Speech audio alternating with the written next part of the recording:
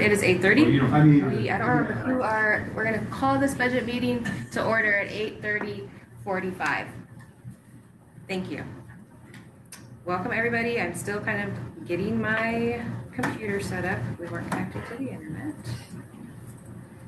Does anybody recall who our chairman of the budget committee is? Wally? Yeah, it would have been Sherry Wilkins. Sherry. Great. Do you want to do a call of nominations of chairman? I would like to. The meeting has been called to order and we will call for nomination of chairman of the budget committee. Any nominations? Aren't you next? I was next. I was last year, so I thought Brad was last. no, No? she was. So is it my turn or your turn? I think it's yours. You're I the only believe one. it's Brad, if Wally has expressed no interest in extending your service at the end of the year, right? That's correct. This is my last go. Gotcha. Okay, I'll be. I nominate Brad Anderson for chairman of the budget committee. I'll second that. It's been moved and seconded to nominate Brad Anderson as chairman of the budget committee. Super. Any discussion? All in favor? Hi. Aye. You're in charge. Okay, all right. Next item on the agenda here is nomination of vice chairman of budget committee. We have a nomination. I nominate Wally because he might as well go out as the vice chairman. Okay, thank you. There we go. Second. All right, all in favor of Wally Powell as vice chairman of budget committee? Aye. Aye. All right, Aye. opposed? All right. We'll move on to item number 2, reading of the budget message. For those of you guys that are on the budget committee and those of you online, all the documents are posted on the finance page of the website. So that's where I'm reading this budget message from. Submitted herein is Gilliam County's fiscal year 26-27 budget message and proposed budget for consideration by the budget committee. The budget message includes an explanation of the budget document, a brief description of proposed financial policies for the coming fiscal year, and important features of the budget document, an explanation of reasons for changes from the previous year, and a description of any major changes in financial policy. The budget is prepared by funds. All funds are balanced for the requirement of Oregon Revised Statute ORS 294.331. The general fund, identified as Fund 101, is the major operating fund for Gilliam County and includes most county departments and offices. Specifically, the general fund includes the assessor, clerk, county court, courthouse and grounds, district attorney, health department, justice court, juvenile and prevention services, planning, sheriff, treasurer, surveyor, senior and family services, corrections, and non-departmental. The budget also includes several funds whose revenue must be dedicated for specific purposes. These funds are identified with 200 and 300 number ranges and include general road and crusher department, weed control, Gilliam Wheeler corrections, parks, industrial park development, grain lab, public health, special transportation, road equipment replacement, capital projects, economic enhancement, chemical waste management host fees, the county fair, wind energy SIPs, Gilliam County Library, court security, law library, building codes, special projects road, homestead rebate endowment, and the child care endowment. Gilliam County regularly partners with other governmental agencies and outside organizations to leverage resources and provide services to our citizens. Currently, we partner with Sherman and Wheeler counties for Tri-County Veteran Services and Frontier Telnet. Other regional partnerships include Hood River, Sherman, and Wasco counties for regional corrections facilities services with Norcor, Sherman, Wheeler, and Jefferson counties for Frontier Regional 911, and Grant, Morrow, Umatilla, and Wheeler counties for behavioral health services through Community Counseling Solutions. Revenues are collected from charges, federal payments, fees, including our waste management host fees, grants, licenses, miscellaneous revenue, property taxes, our SIP agreement fees, and the state of Oregon distributions. Fiscal year 26-27, total revenue and expenditures are proposed at $98,449,272 compared to $87,872,642 for fiscal year 25-26. Property taxes are based on a permanent rate of $3.84.5 for every $1,000 of the 225 estimated assessed value totaling $1,547,277,739. Fiscal year 26-27 general fund revenue and expenditures are proposed at $9,548,901 compared to $13,952,627 in 25-26. This decrease in general fund expenditures is due to the one-time purchase of the $5 million offset against our PERT liabilities last fiscal year. SIP fees are derived from wind energy facilities located in Gilliam County. SIP agreements are statutorily 15 years in length and offer tax exemption to companies through an Oregon state program. In exchange for tax exemption, fees are paid to Gilliam County during the term of the SIP agreements. This is the final fiscal year remaining under the Shepherd's Flat SIP agreement, which makes up most of the SIP revenue received. Once the agreement ends, over $3 million annually in SIP revenue will no longer be received by Gilliam County. However, we do expect to collect full property tax on the facility. The other major source of revenue for Gilliam County is the host fees from waste management. Tonnage has been stable over the last year, and fees are distributed in the budget according to the Economic Enhancement Ordinance in that fund, 232. The tonnage fee increases annually under the Consumer Price Index provision in the host fee agreement, currently at $2.82 per ton for municipal solid waste. Personnel service expenses have increased with the 3.5% cost of living adjustment for most employees.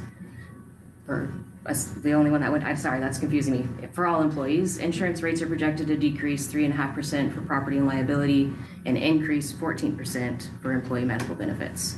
There has been no change in the 10% employee pickup of insurance costs for the 26-27 budget. For fiscal year 25-26, we focused heavily on adjusting previously categorized special payments and reserves. For fiscal year 26-27, we focused heavily on adjusting previously categorized special payments and reserves to categories that more appropriately align with Oregon budget law requirements. As we work through this, you guys will see that there are a few remaining funds and departments that will need to be reviewed in the next budget cycle. With these adjustments, we can now more easily depict our appropriated versus unappropriated funds.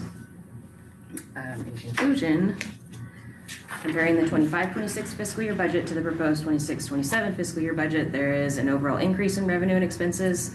This comes from a more accurate estimates for both revenue and expense line items based on historic data, large grant funds received by Gilliam County, and a decrease in competitive grants owed. Gilliam County is in debt to the community volunteers who serve on the budget committee for their hard work and service to Gilliam County. All these documents can be found on the website. Any questions before we begin department and elected official? All right, thank you for reading that. That's a lot of words. There's a lot of words. Yes, okay. Let's move on to item 3, department head elected official comments. Let's start with the road department.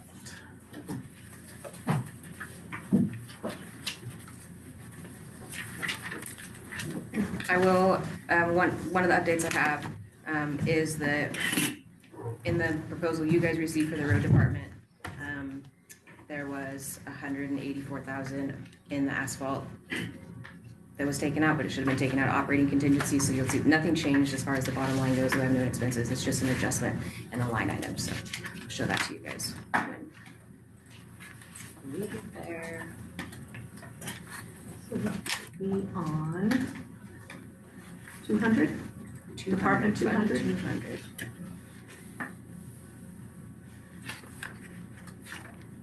Have at it, Drew. Okay, good morning. Just been very busy. Road crew, we completed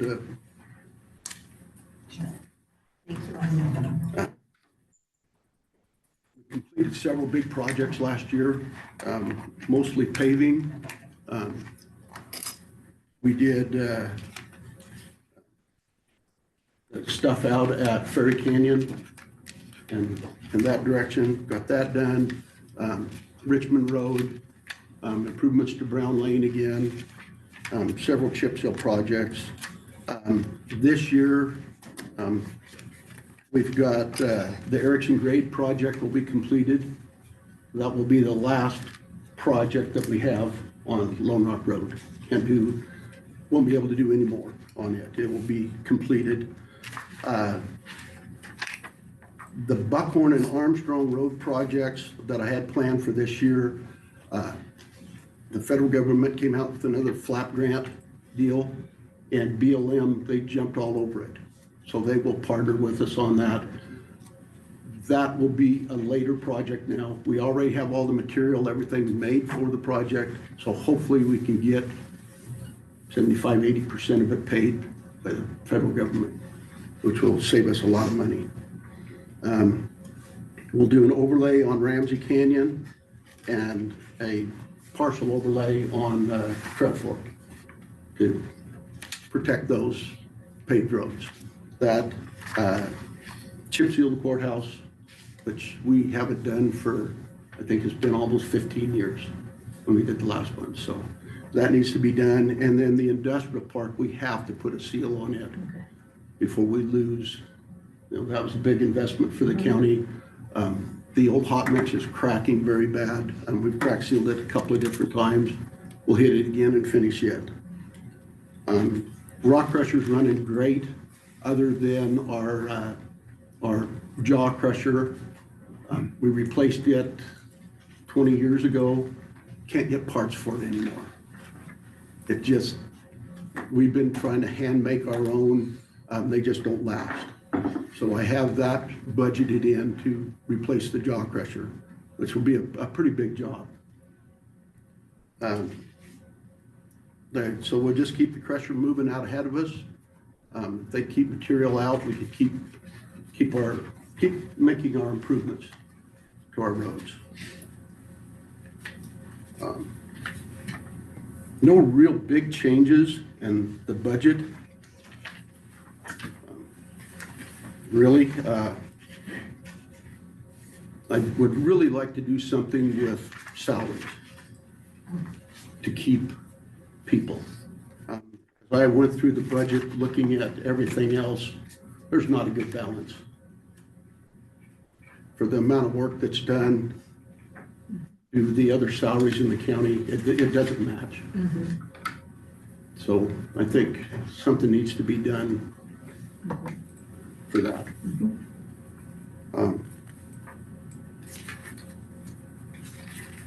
That's really all I have, unless you have any questions for us. Do you guys see your asphalt drop quite a bit, and that's just because you're not going to be doing as much as you did? We're not going to be doing quite as much. Okay. Yeah. That was the change there. On your guys' documents, you'll see that that operating contingency was at 250, I believe. Yeah. So now we're proposing it at 65.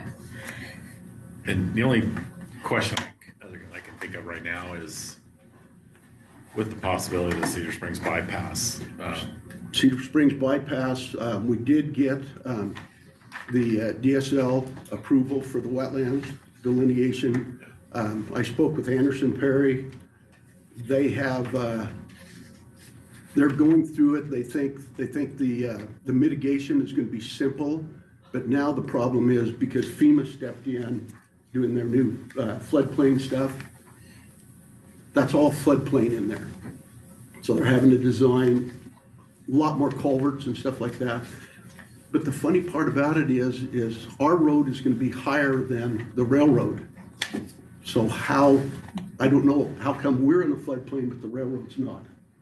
It doesn't make sense, but. So with that road maintenance fee and the department doing a bunch of the work, is any of that, I mean, do you think just materials is gonna take that much money in that? There's quite a bit of money in that fund, There's almost full. in that special projects fund, Right. which I don't look for fuel prices to stay as high as they are for now. That'll be the biggest impact. I was able to lock in all of my asphalt and everything for this year. The only thing that's going to change is they've added a fuel surcharge just to make up for what their price was. Right. for that, yeah. But as you work on that road, that money that comes out, is that gonna go for just, you think, engineering and material cost? Or is that something that you can use to possibly upgrade your equipment also? I mean, I'm just throwing stuff out there. I have, I would like to upgrade our roller when we go down there. We're pretty well set up as far as machinery goes. Okay. You know, there's gonna be, I'm gonna run 2 rollers, so we'll run our own and then probably lease one, do a lease purchase to, Okay. Yeah, I was just wondering if, you know, we've got that maintenance fee, and if yes. we're gonna use our equipment, then maybe And we that's need all, to make sure that we're, yeah, that's all calculated into that estimate okay. to pay us back for our time and materials, labor and equipment Yeah. for that project. Yeah, because I know, like I said, the road advisory, they were hoping for Yeah. more paving and possibly Because there's, more people, couple more positions, but yeah, there's a little over $4 million in that. that's what I was thinking, In that 42 or account something. now. 42 or something, yeah. And then, you know, for another 8 months before we can start the project, that will Yeah. grow Yeah, even more, yeah. okay. So I guess my question is gonna be, can you give us any kind of estimated timeline on Cedar Springs? As soon as we will do our summer work. Everything I have planned, we'll do that. And then fall grading. And then I've kept, my schedule's open. So as soon as they give us the green light to go, we will go. And it should go fairly quickly, depending on what Mother Nature does to us in the wintertime. But we can normally work down there when we can't up here. Oh, absolutely. Yeah, So the FEMA and then getting the other land acquired in the county's possession. Before, I mean, yeah, you yeah. know, And, we're- and Anderson Sperry is supposed to get me all the right-of-way documentation Yeah. soon. Okay. And then that way we can get it to the lawyers, everything get written up. Herb's on board. Because it impacts him too. I'm just worried about equipment, so, Yeah, no, I think we're pretty well set okay. for that, so. There will be, I'm gonna have to use a lot of help as far as, you know, extra trucks. Contracting. Yeah, yeah, because, you know, we're gonna have to have our crew doing the grading, the compaction, watering, stuff like that. And with, you know, there's just a limited number of people, that means more contract trucks for doing the hauling. So when are you gonna look at wages? You were saying you have a wage issue. Well, Are you facing competition now? oh, I'm facing a ton of competition Oh, yeah. with everything that's happening, you know, Right. down along the Columbia River corridor. We do have union negotiations starting soon. Right. So that's Yeah, something we can work on there yeah, during that time period, if that, yeah, that will help, yeah. that will help. But, Yeah. I just don't see a balance. It's tough, and then getting somebody Yeah. qualified that's in this area. Mhm. It's another. We also compete with waste management and all the Right. construction projects that are out there too. Right. Yeah. You know, So, between, Are we competitive? yeah, yeah, the Yeah. renewable energy projects, the gas pipeline guys, Mhm. Right, you know, it's just, it's a valid point. yeah, Definitely. You don't want to end up in a position where you're the guy that's training people, and as soon as they get trained, they leave you. right, yes, and we've already dealt with that. Yeah, we've dealt with that, and right now, just with the economy and stuff, and people are looking. Yeah. Do, I heard you guys talking about 301, but is there any, I'm just gonna mark this as done. And then the other one for Dewey is 223. Would be equipment replacement. Yes. Yep. And I Would be think the you other just one. made a transfer in this year from your road department fund. Where's that back? And that's it. right now you're at 768, and you said you're gonna make some purchases, so. Yeah, Okay, I don't have any other, yeah, our two purchases this year would be, the jaw. We've worn out our road broom, our sweeper, and then we just need tools. How much is the jaw gonna run? A couple hundred? It's right at 300,000 Three? because, well, we have to bring a crane in to lift the old jaw off Yeah. and then to set the new jaw. And then there'll be some specialized mechanical work that'll have to be done that just to get everything balanced and set up. So, yeah. I have one more. Some of your trucks are you kind of on a staggered with years on them? Are they all kind of about the same? Our trucks? 1960 or? Our trucks are 80s, 90s Okay, trucks. I really don't look to replace a truck okay. just because of the problems that you get with these new trucks. You know, it's, especially with the mechanic we have right now, Gary can fix everything. You know, we don't have to hook anything up to a computer. Sure.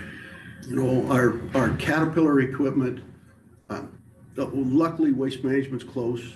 Cat's down there all the time. Yeah. So Cat will come up and hook up to that, but the trucks are a different deal.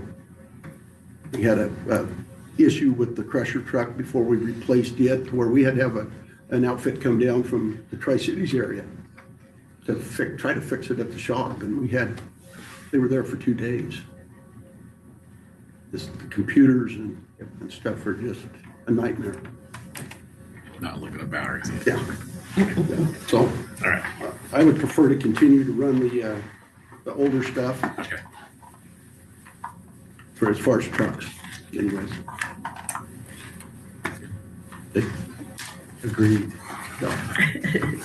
Okay, any other questions for Dee? Great, all right, thank you. Thank you. All right, next up, Sheriff Department. Office. Sheriff Office. If it's an elected official that is in charge, it's an office. Okay. If it's appointed person, it's a department. Gary will always remind us of that. Always.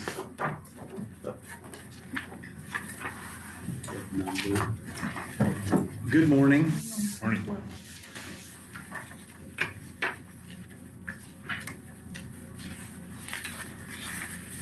I believe this is 101. 112, yep. So I'm having to do some planning into the future a little bit here. We had our detective left us for family reasons a few months ago, and so I currently have 3 people in backgrounds. One to replace our detective position. We've offered that to a gentleman that doesn't have any law enforcement experience, so we have to go through the 12-month training program before he can get on the road. And then we're bringing on another reserve, a person who's been with the county for several years in a volunteer capacity, but has interest in law enforcement, so we're adding a reserve. It'll be an unpaid position. And then my plan is to bring we've offered a position to a person who's certified in the state of Oregon, who would start in August or September and have the opportunity to get their feet on the ground before I leave, so that when I do leave office, the sheriff's office is fully staffed. So it'll be extra position, and our finance manager has looked at the numbers and feels that our budget can handle that extra position for 3 or 4 months with how it's currently Yes. budgeted, so. There's also some high numbers in there. I think you'll probably talk about it, retirement that is coming up, so that's why you'll see some higher numbers lower.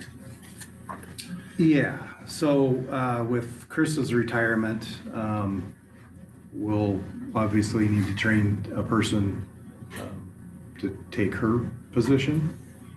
And that is the number you're talking about, right? Yeah, just like in the emergency manager position Yeah. is so much higher Yeah. because Yeah. she will also have 300 hours of sick leave payout and 200 hours of Okay. vacation payout. So we just increased that line item for Yeah. unknown retirement.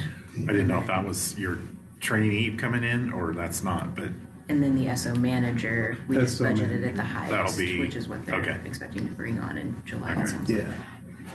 So hopefully we'll have somebody in that spot come July, if not a little bit before, but planning on July.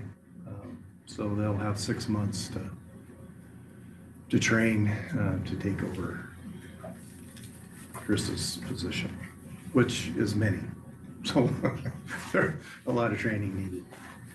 So have you already hired the position or you're No. gonna have to? No, we don't even have the job description completed yet and or advertised for it at this point. And on the other 3 positions, we just have background packets out. We haven't received those back. So a lot could happen through the background and psych eval that's required. So So that could even happen later than July. If you don't get somebody hired and on board by July. correct. We have a plan, but some plans. Yeah. work out, so. holding Chris over is not an option, or What's that? having her work longer is not an option. Well, that's a Chris. After what, 34, 35 years of service, I think she, Money talks. well deserved.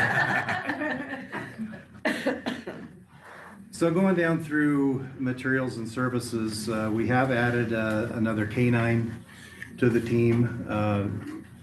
Canine Star is her name. She's just a tracking dog, which has proven to be pretty valuable in the short time we've had her. So that line item has gone up because there's an additional kennel fee, and most of our veterinary services are being donated at this point.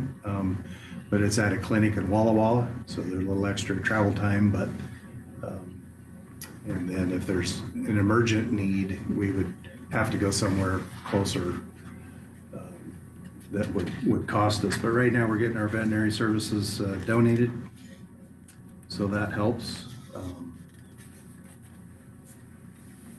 Gun range, I think we got our gun range to the point, at a place where we have been seeking for 3 or 4 years. We have all the training aids and whatnot we need up at the Arlington gun range. And the Lions Club is in the city of Arlington, are very good to work with.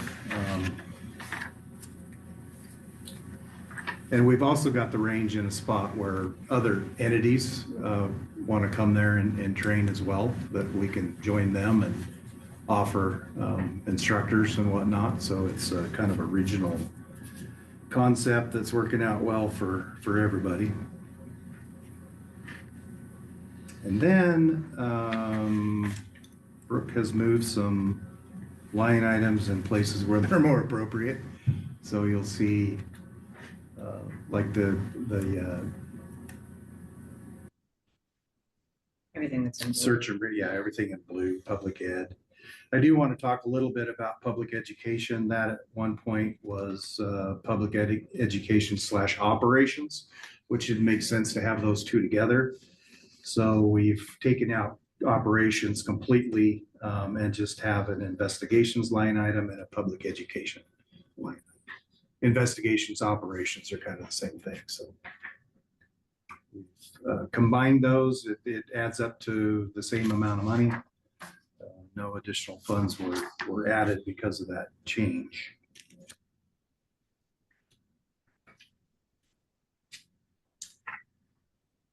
Which brings us to vehicles.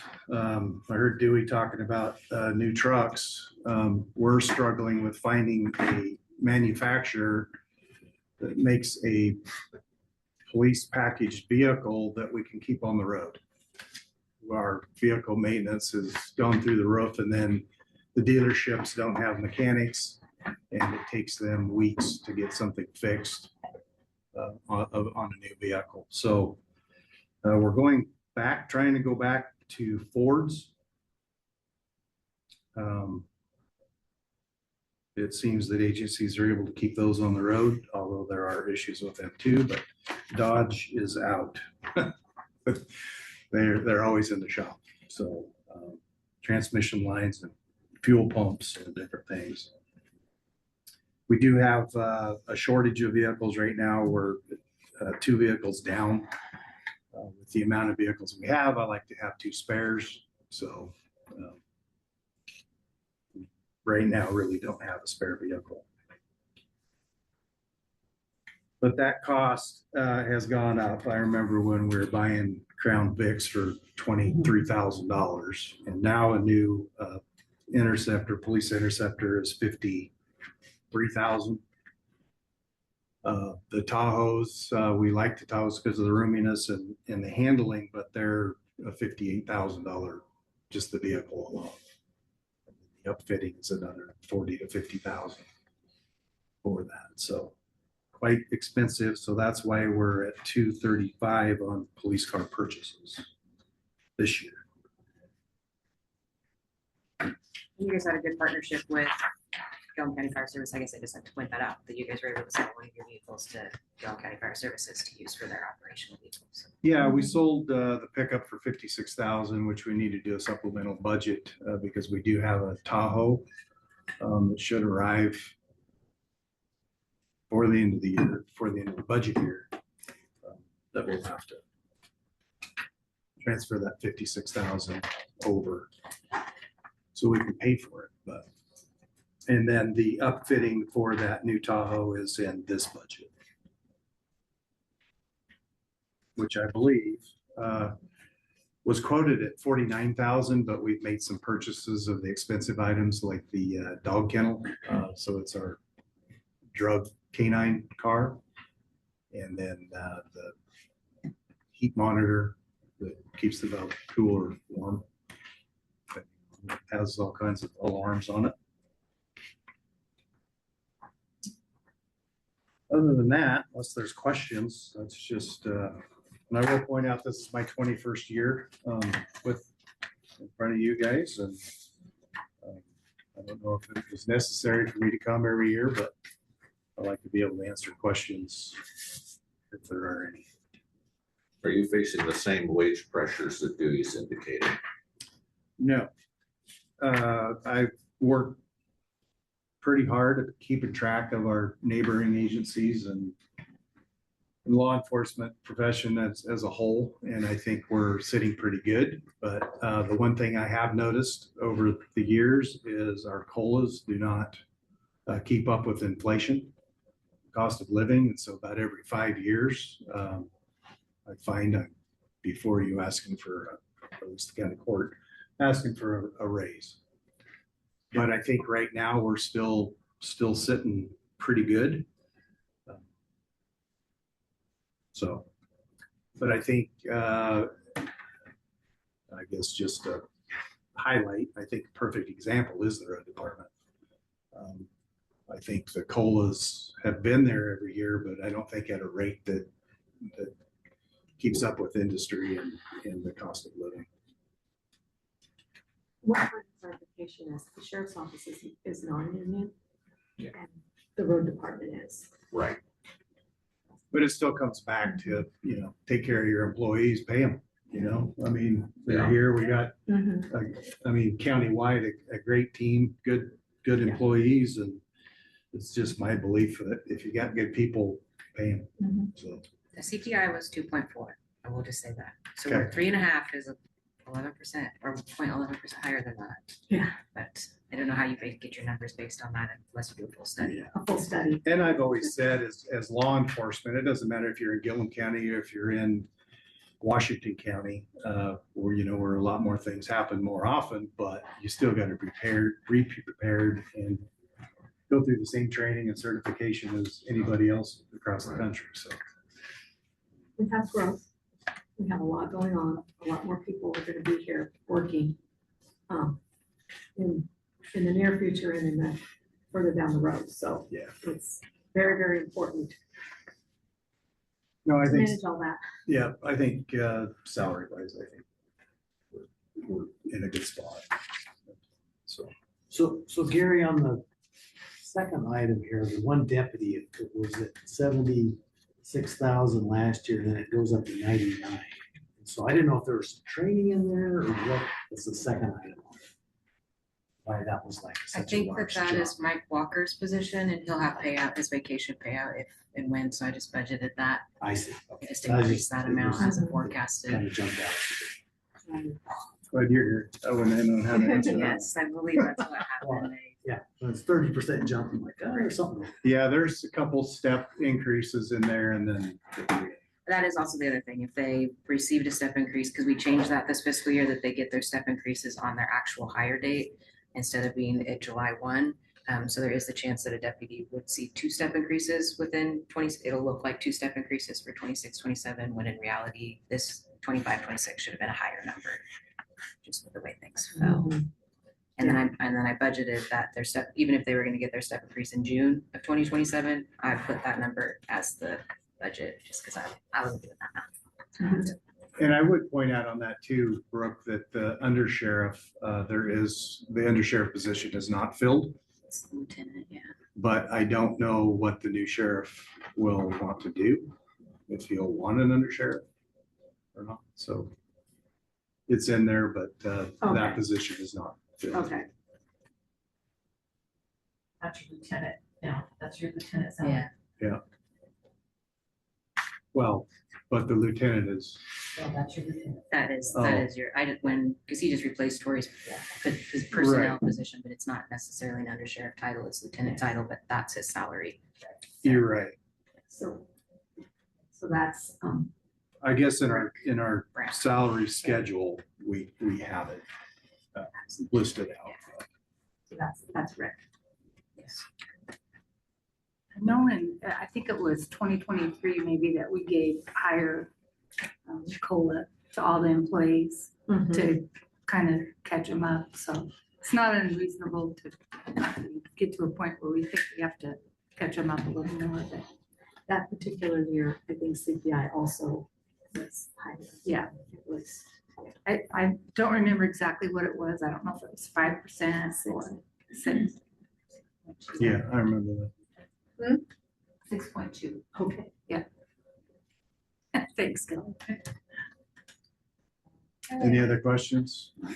All right. Thank you. Thank you, Gary. Thank you. Wait, did you have anything for the fair? That would be in Chris's Okay. department. No worries. I didn't know if there was, I think I put it on there, but that was probably just me writing that. Nope, I didn't. I mean, we can talk about the new building, but. Thank you. Yeah, thank you. All right. Weed department. Good morning.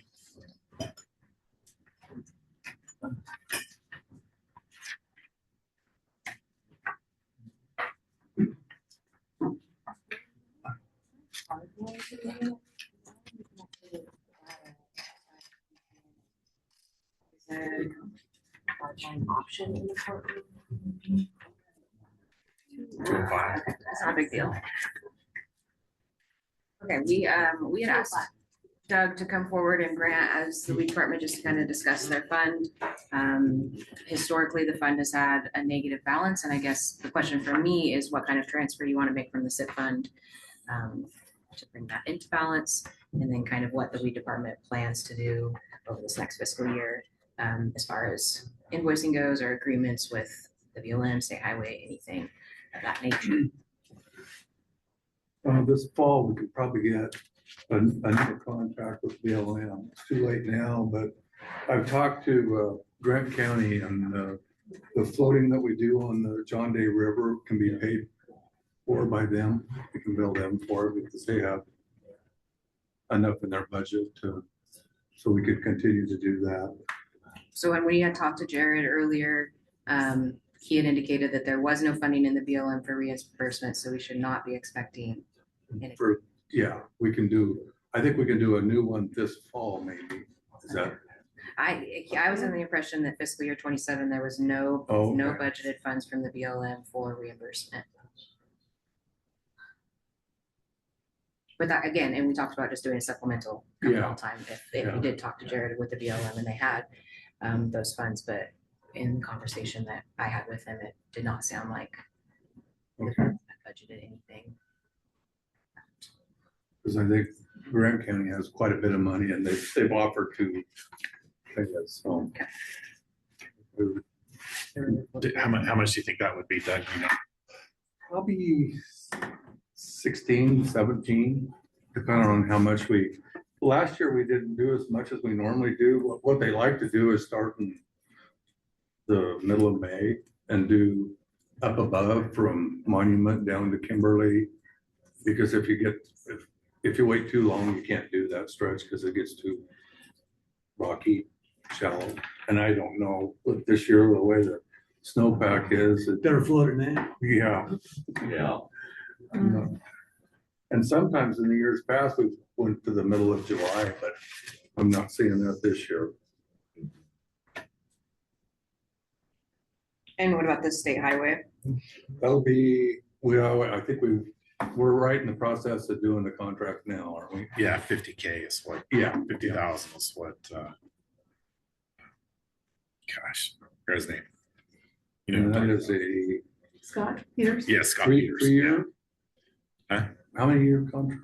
Is it I three? think it was 3, not to exceed 200, said something about not to exceed 250 possibly, but it was only 50,000 a year. So I don't know how this exceeded.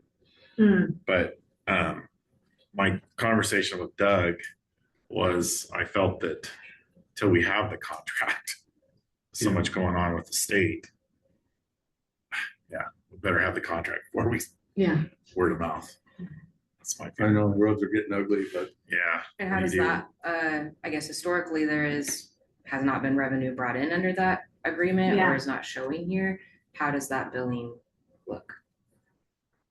usually what we try and do is bill them something before July 1, and then we have the summer annuals after that we can bill them again later on, and it's usually 26 to 30,000 for and it's gonna be more this year because we're gonna have to put Roundup with everything because it's the green to take it down. Is that 206 just across here, or is that 19, any of 19? 19, it starts at Arlington and goes clear to, we call it Clarno because we don't have a road designation for the 218 or whatever it is. So it goes from Arlington clear to the Clarno Bridge, and then we turn around, come back, and then 206 goes from the bridge at Cottonwood to the top of the hill above. The Wheeler or the Gilliam Morrow County line. Yeah. We turn around there. They reimburse you for that part in Wheeler County? This state highway does that whole, Yeah, we get it from our contract with Morrow, yeah. That's why we'll, and I'm not so sure about, we don't go in tomorrow, but I still think we probably need to do that in case we have to do catch-up work on it.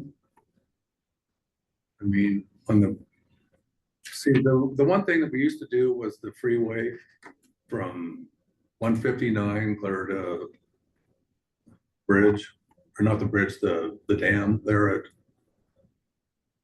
and 104. yeah, and they asked if it would be okay if they did that, and I was like, yeah, because I didn't get any sleep the night before. East was not bad, but when you went west, there's just no way to get off the road, and people drive 75, 80 by you, 90. and you're doing 13.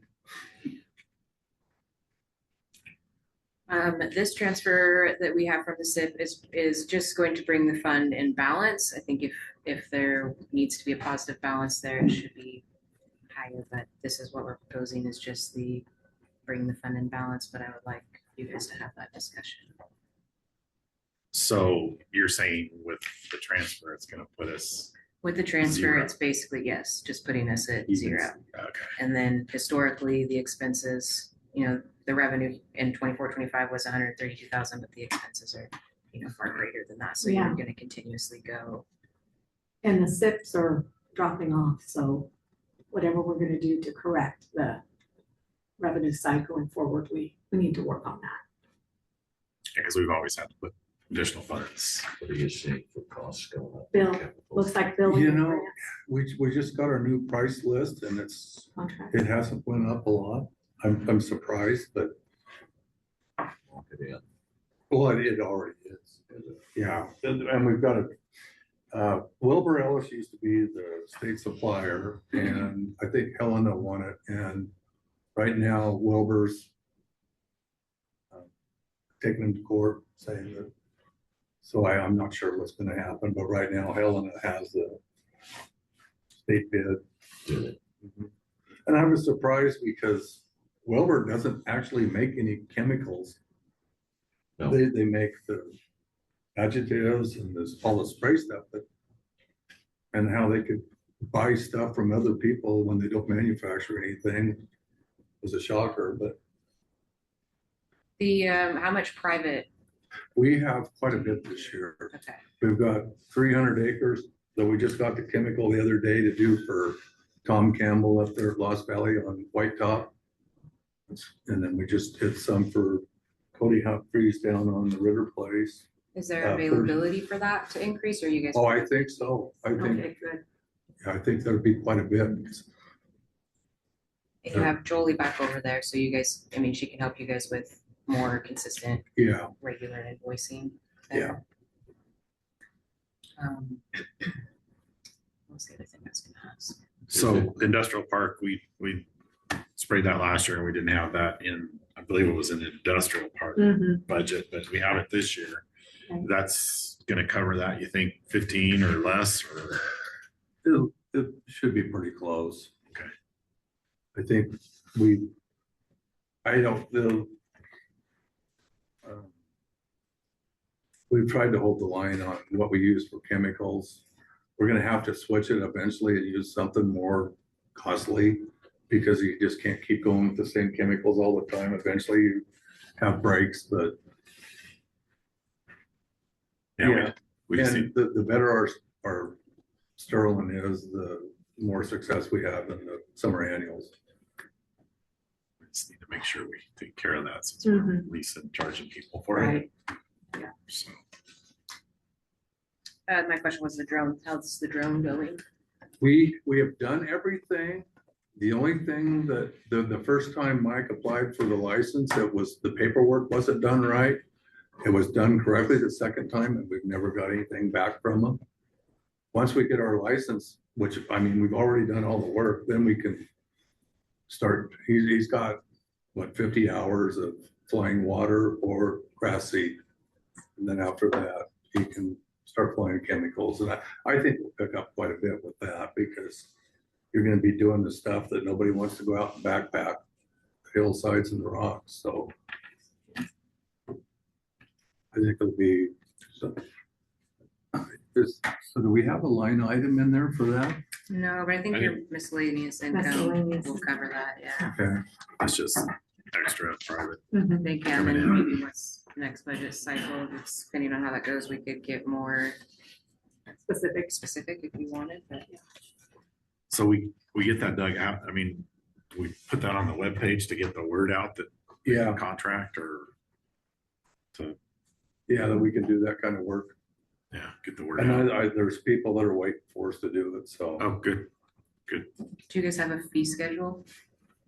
Like a rate schedule? Not sure. Smiling, you're smiling, I'm gonna guess no. We're not Talk to gonna know Julie. the actual cost till we really start doing it. Yeah. Well, just for the private that you already do, and Yeah, like if a landowner was to come to you guys and say, hey, we want you to spray, what do you tell them as far as that? I guess that's what I mean by fee yeah. schedule, but 'Cause it would depend on the chemical and yeah. the amount of water you gotta put with it. Yeah. 'Cause I shouldn't say this, but I think we could do trying to remember. I think it holds 16 gallons. So I'm guessing might be about 4 or 5 acres. And we've bought enough batteries so we can run it continuously. Always have. Get the drone in the air. Yes, I know. But you're not using that on Campbell's White Top then? No. So we're doing 8 or side-by-side ATV, and then if there's fields that we can do it with, we'll do it with our old GI rig. Mhm. And we can do 40 acres with it. And we're gonna have to put probably LV6 and telehandler for the white top. Right. So we've already got our chemical for it, but we'll get that back after we bill them, so. But Pasture Hillside's like from our house up to Durfee's. That's would be ideal for a drone for white top or anything else. Well, and we got a lot of rush skeleton weed down there off the freeway, and it's like, don't get any better. Yeah. A lot of that we can do. We used to do it with backpacks all the time, but it's hard work. Yeah. Someone in the rocks and stuff that. Any other questions for Doug or any other proposals? We're good with this transfer in from the SIP. There's also there's funding for the county weed programs, and that was actually the bill that Dawn worked on, but there's $500,000 in that. And it's can be divided up amongst is it 33 counties? 36. 36? Well, Was that OJE? yeah. Yeah.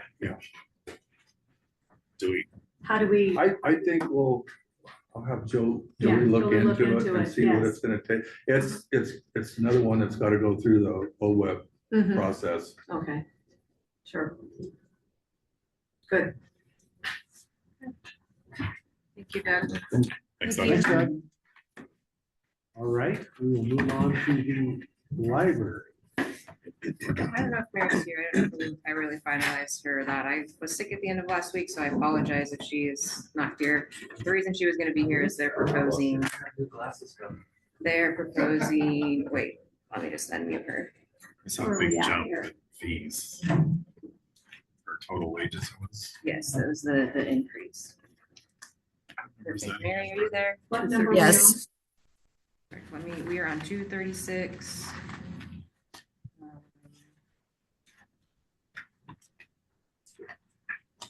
Oh, yeah, so these are all special funds. Anything that's a 200 is not funded through the general fund.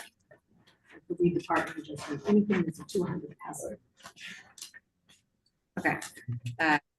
The within the library fund here is an increase of their, who's youth librarian to the library assistant, proposing to move to full-time FTE.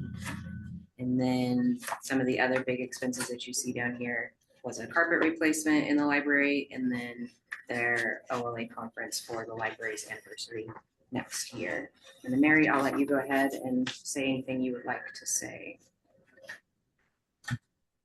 The reason we want to move the youth librarian to a librarian assistant full-time position is so we could have a more consistent staff instead of relying solely on interns.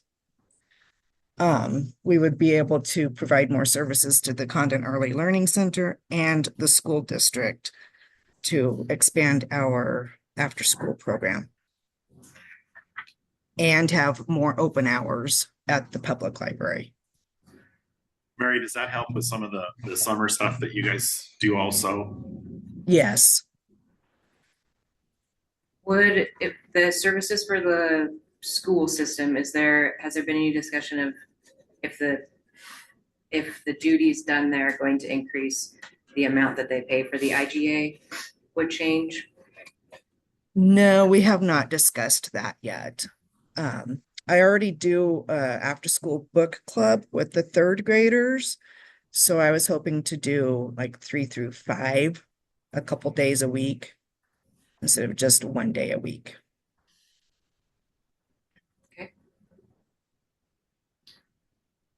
And then this would also, when I'm on vacation, the library assistant would be able to fill in for me all the time at the school while I was gone.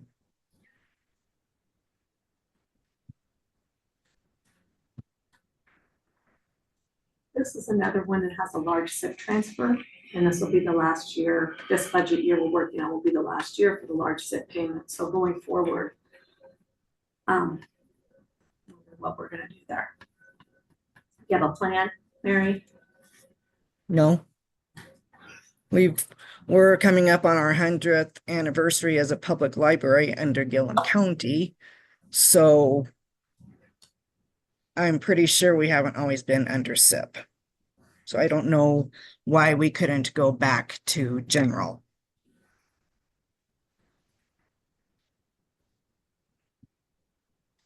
Do you have any history about, or know any history of why it was created as a special fund? No, because when I first started in 2010, it was general. And then it seemed like every other year we would go between general and SIP. And then they put it all under SIP. And that would have been under Judge Shaw. So 2010 is Back the to the last. board, I think is part of it too. Yeah, having a potentially. separate. A separate board like the fair board. You know, separate board, but I don't have enough, I've not done enough research on that. We thought 2010 was the last year, it was just under no SIBs, right, general? Yeah, that's what she said, yeah. So the interns, has there ever been any discussion about those being under the WEX program, Amy Nations program, that would be funded rather than a full expense? So it used to be under Amy's program. I would start them out under Amy's program, and then we had, actually it was with Teddy Bean, and then Teddy would give us, I think it was like 200 hours that we could work them for the year. And we would it would go through the whole fiscal year because they only work so many hours a day. Okay. Well, so when I got here, they were coming out of, their taxes were coming out of the WEX program, but their salary was coming out of the county courts, part-time help. Yeah. But I would also, so with that mindset, 240 hours, I think, is what she's proposing this year. And in 2025, the interns worked, upwards of 1,200 hours, which is a half-time position. Yeah. I guess you'd have to take. And we will be. So I only have Claire and Cameron through next year, and I only have one upcoming freshman that is interested in working at the library next fiscal year or next summer, because she won't be 14 until end of August. So when she comes on, Cameron and Claire will have graduated and moved on. Yeah, I would talk with Amy to see if there's any funding that you could get through her program that would help alleviate that expense. Okay. And the state library does also have an intern program I can check into. Yeah.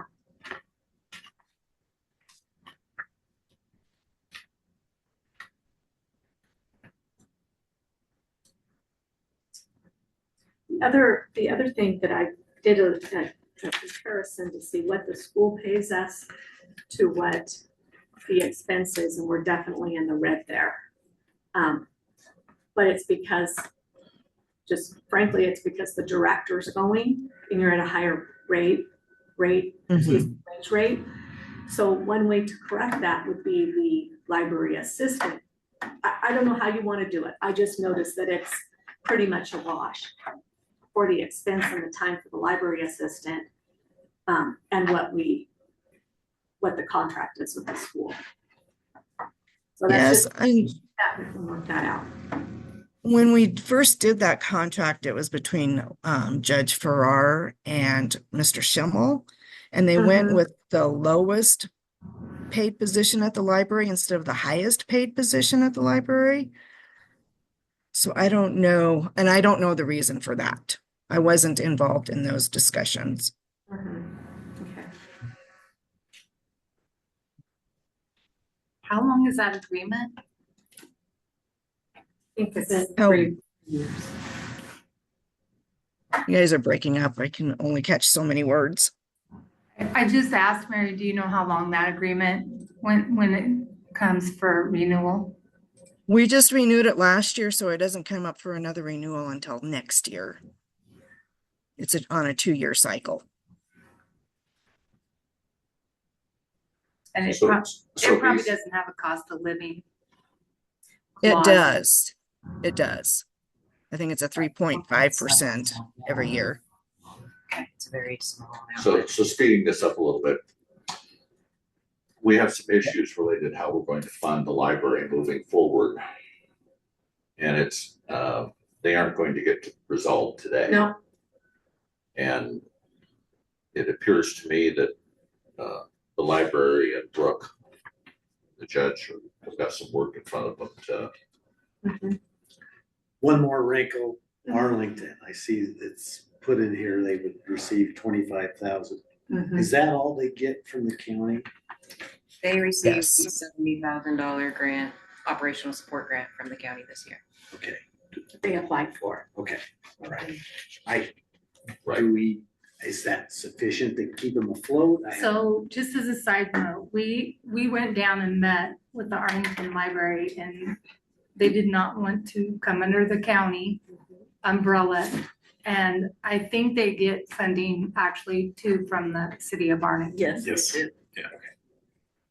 So, And no, we have offered and they have chosen to Yeah. remain Yeah, I independent just of wanted to the ask the county. question. yeah. Okay, and they're still welcome to do the operational support grant as well. Any other questions for Mary? Okay, Thank you, Mary. thanks, Mary. Thank you. All right, Last let's one. get back to the agenda here. Uh-oh, my internet's pooping out. Who's got the county court?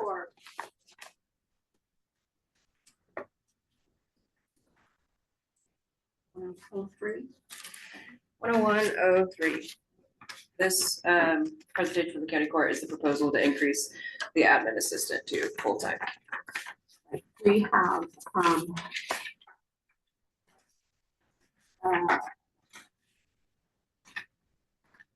have, proposed, currently Autumn Ackerman, who has worked half-time, less than half-time. For the county court as an admin, she's been very helpful. She's assisted extensively with some of the finance stuff. She works on accounts payable. We can utilize her more. The intent was for her to be shared among all of the departments in the courthouse. She has helped to some degree, but I want to make her available so that she's available for all of us, not just the county court. Whenever there's a special project, she could be there to help. We have seen some legislative changes, which always happen, and it ends up being what they used to call unfunded mandates, and we end up with projects or responsibilities that fall on the county court. One example is House Bill 2089 was a tax foreclosed property bill that passed that changed sheriff sales and tax foreclosures to, it completely changed the structure. So those types of things, we can use more administrative help.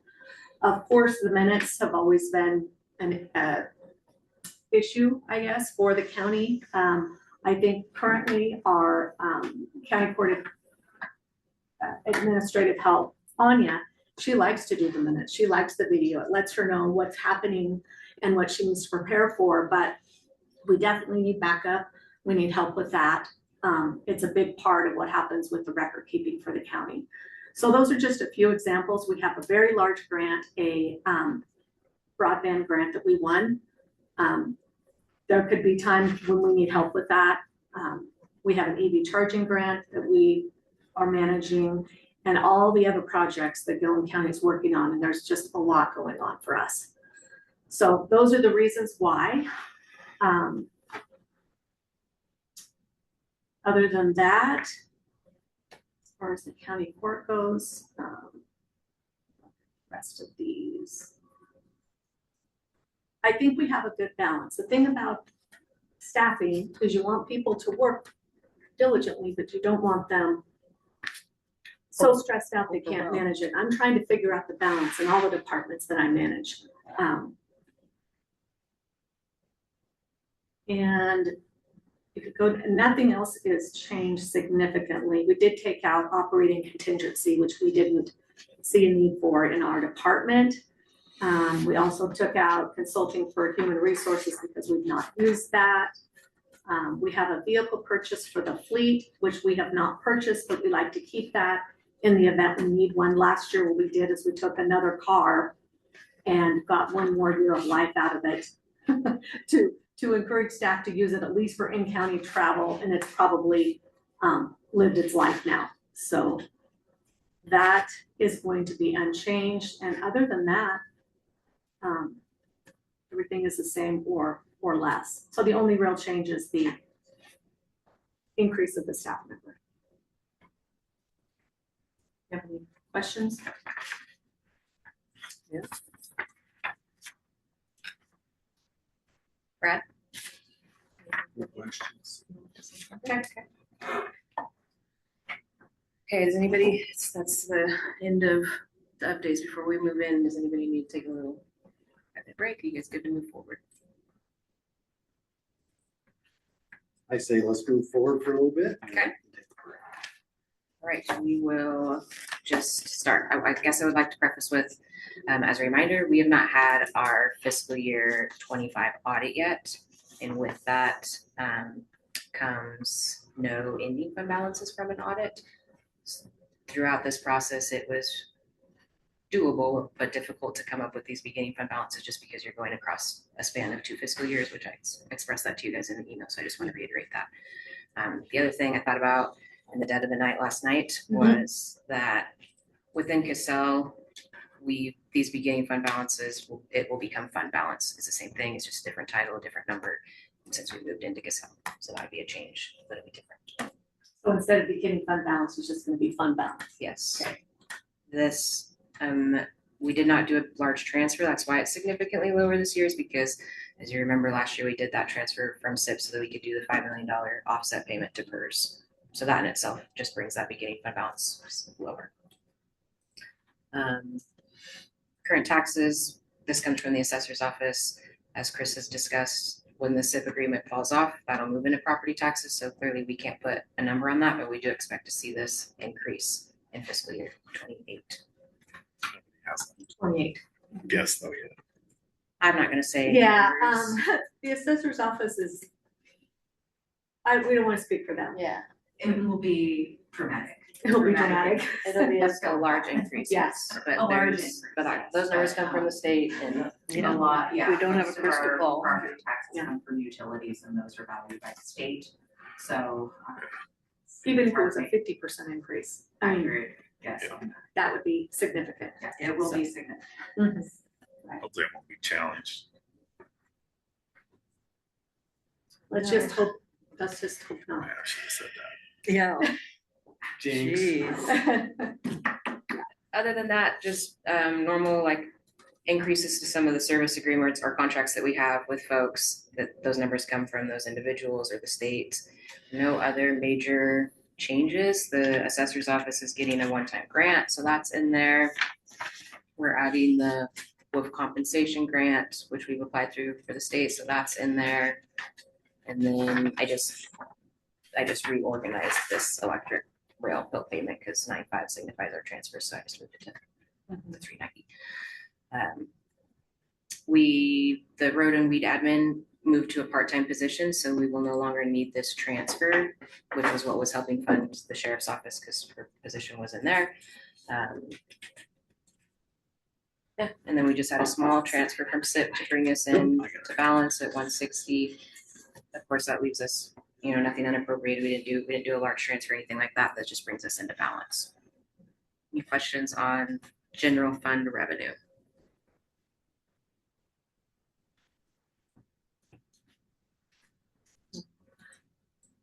We'll just move on over then. No changes in the assessor. As a reminder, personal services were 3.5% increase proposal. That's what was proposed by the compensation board. So that's just what we did for everybody. No changes really in their material services. This is just their expense line item for that grant that they'll be receiving.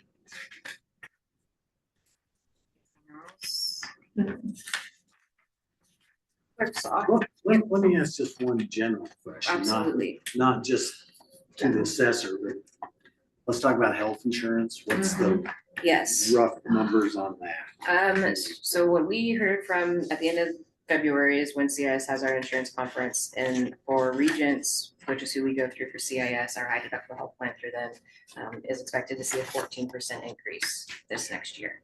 So that's what I added in there. We are also kind of discussing about adding a copay option still through CIS. We haven't really sat down with anybody at CIS to talk about that, and I don't know what the premium costs are to the county, but I just budgeted at the 14%. Yeah, and we'll work through those options.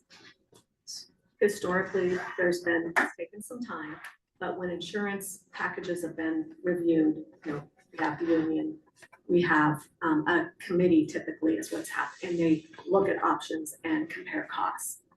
So we're gonna have to do some analysis, but potentially adding the copay option may create some immediate relief for people who take that option on the expense.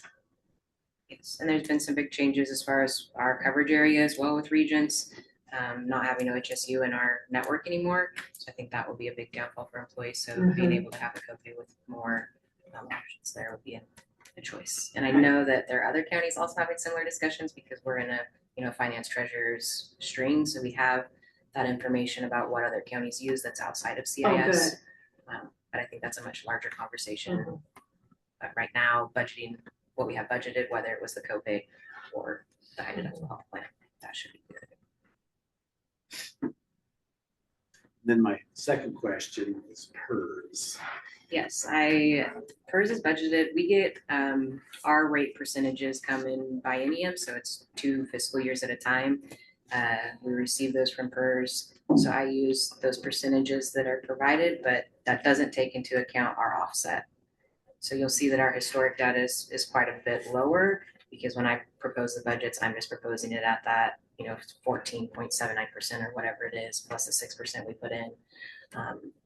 And it's going to be lower, but that's why it's budgeted that way. So the $5 million that when are we going to benefit from that? And by what degree?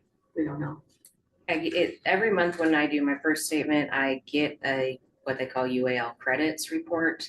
I get like 9 to 12 spreadsheets monthly from PERS that I then have to finagle into my own spreadsheet to come up to the money that they take out of our account. But it's very, very difficult to get down to what they're going to pull because PERS is an ancient system and it's not easy for us to navigate, but the numbers are going to be like the sheriff's office is probably close to $100,000 more than what their actuals are going to be because on top of it, their percentage is 19.5% being police and fire. And there's that ULA offset that is just way up here, about here on the PERS level. So we'll see we'll see the data as it. We get we see a credit monthly when we do our PERS statements. When I upload everybody's salary, the 6% matches perfectly, but what they pull out for the pension is going to be whatever their system calculates in the back end with our offset added into it, and then they pull whatever it is. It never matches what's on our statements aside from the 6%. The pension portion doesn't, but I don't really have a way to get you the exact numbers like I would like to. I just want to know what the benefit was of doing the $5 million. We do see that monthly. We do get a ULA credit on every It shows single a credit. statement. Yes.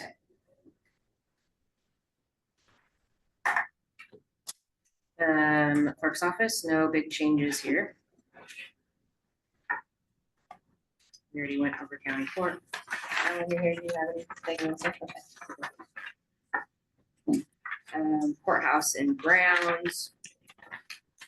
No changes here. Their insurance increased just because their position within this last fiscal year became eligible for insurance. They had an increase as well in the buildings that they would maintain with the new transportation, and then they took on the road department. And then for their maintenance and repairs, it's staying the same, but they do plan to update the sprinkler system, and that'll come out of there. That's all, it's not just the courthouse in reality, because it's all the facility. If we build a building, then we have to make it maintained. And the sprinkler system, is that the courthouse one? Yeah, yep. District attorney, no changes there. The health department is really this deflection program and then the pass-throughs to community solutions. This transfer goes to public health.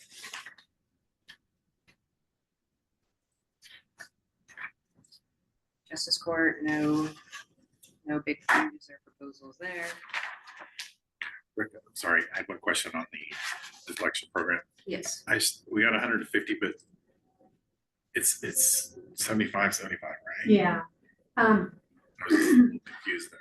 So when we adopted the budget, once the legislature concluded that it actually was 150 rather than 75. So we're receiving 150, but we budgeted 75. yeah, Okay. because that's what we thought when we budgeted we were going to receive. But by the time legislature concluded, we actually had the 150. Okay, all right. No, okay. And yeah, Because I think it was a startup yeah, at first that's at why it was- 75, and then it was a payment of yeah. 75. Justice Court, no changes. Denial, no changes there. I think, like I mentioned, she's going to increase the hours available to the businesses this year. She'll come to county court with that proposal with her agreement and stuff, but I probably increase the summer works program for that, but it's always been 55. So.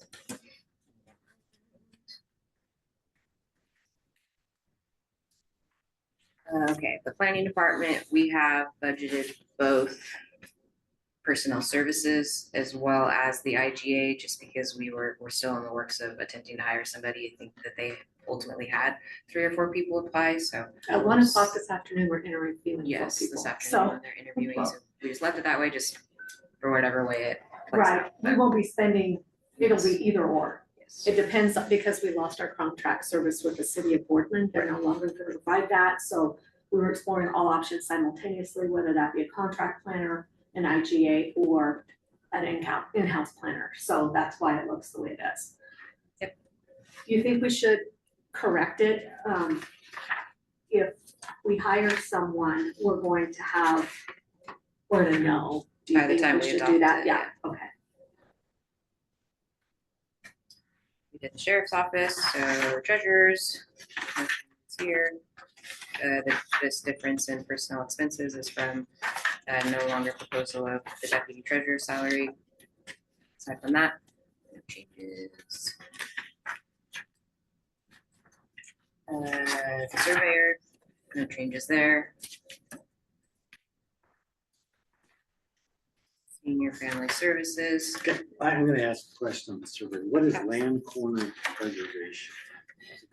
That is when the historic landmarks, like going out there and finding and preserving the historic surveys, which helps people do their plot alignments, right? Do you know the answer to that? I work for the assessor, not the surveyor. I know. I think it has to do with, section corners. Yeah, I think it's like going out there and finding. Yeah. Yeah. It's Yeah.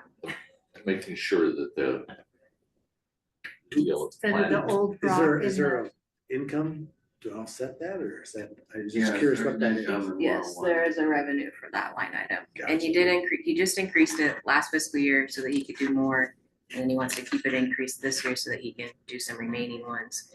And then I would expect that maybe to go back down to what it was originally. We're told it's an important investment.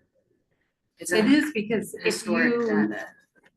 go to have your property survey and they gotta go 25 miles to survey to find a mark to come back and survey your place. Okay. It can be quite expensive, Okay. so. No changes in senior family services. This is one of the funds that I didn't have the opportunity to talk with Sabrina about the reserve and special payment. So that's a department that's not split out right now. We're also hoping to discuss within this next fiscal year, this unappropriated balance for the Earl Hardy, because that came in like 2007. And I just think that it should be allocated for something or utilized for something or discussions with was the a- family or move forward. You know, Earl Hardy's trust and gave money to Gilliam County in the name of senior programs. So we can designate what to do with that money next year. The hope, yes, is to utilize it or at Like- least find some sort of Mm-hmm. something to do with those Yes. unappropriated And so funds. just leave Based them on sit a there. Is it a true recommendation. reserve? Yeah. What is it? Corrections, we learned that we budgeted this fiscal year's numbers last fiscal year, so that's why these are basically. Yeah, it exactly ended the up same. being, we budgeted more. Yeah. But it was only a 5% increase. Yeah. And now it's a 5% 10, I increase. think, the year before. Yeah, Because we weren't sure. right, we weren't sure. But this is accurate. This one is actually at 5%. Yes. Okay. Non-departmental, it just looks like a lot changed just because I moved stuff from the bottom to the top, but there is no real change. This one right here, the computer programming and maintenance is a large increase because we're combining it from the technology software combined with 522,007. So I added additional veterans outreach of $10,000. Veteran Services is yeah. a tri-county program, and it only costs $12,500 for the Veteran Services contract. Sherman County is a fiscal agent, but we have a large veterans population, and I would like to be sure that we're serving the outreach needs for our veterans, such as Veterans Day, 4th of July, meeting with the groups, those Elks, those types of outreach for our veterans. We have 200 veterans that are resident veterans and almost 280 veterans total, including contract workers. There's a high population of the people who work on these wind projects and other construction projects are also veterans. So I just wanted to add a little bit there for outreach. And then the other one that's a new line item is the expenses for the wolf compensation grant. And I think we only got awarded a little over $6,000. Okay. It was 6,000. 6,000. Okay. Yeah, so Anya knows the exact figure. So it is different than the 16. Yeah, Maybe we got an actual, that was how much we applied for. Oh, okay, that's It was 16, but I think it was 6,000 and something that they actually awarded us. we'll check on that. That just came through, I think. But it's Right. just money in and money out, right? Yes, You it just have is. 6. It is. so Gilliam Wheeler Corrections, no changes here. Tina has applied that she may be retiring. So the salary for the probation officer is still showing there. Should she need to hire somebody upon retirement.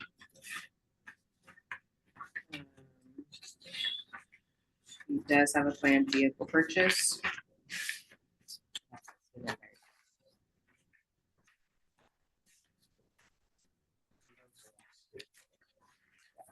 That one vehicle. Her budget is. Oh, I see, yes.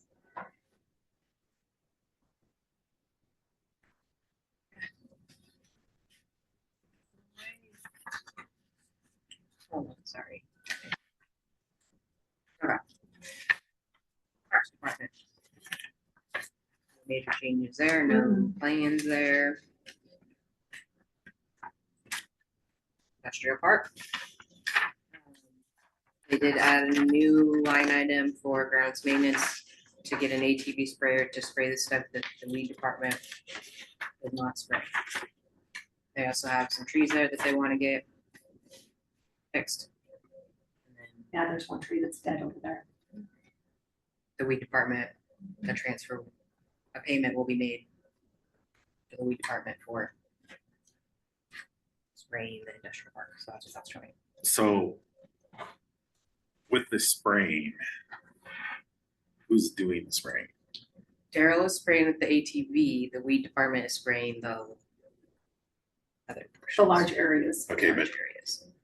with all the regulations and stuff, can he spray anything? Daryl, Yeah. he sprays the Burns Park and the courthouse and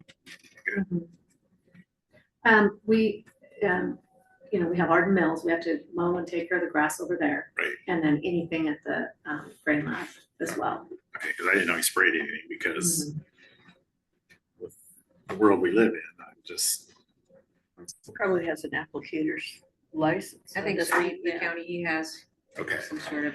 I'm just immediately thinking the liability, sorry. Absolutely. Just, gotta make sure we got our eyes dotted and T's crossed. Check, make sure he has an applicator's license. This Um, is the first place that we'll see a true reserves for future payment is in this Right. industrial park fund. We do not own our valve.